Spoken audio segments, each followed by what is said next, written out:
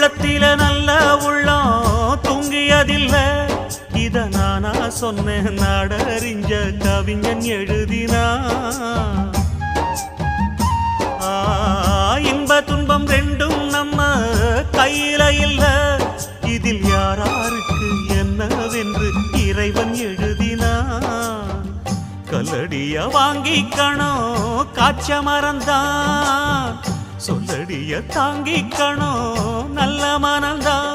இங்கு காயம் பட்ட நெஞ்சம் இது உறங்க முடியுமா? என்ன வேலை அது என்ன வேலை?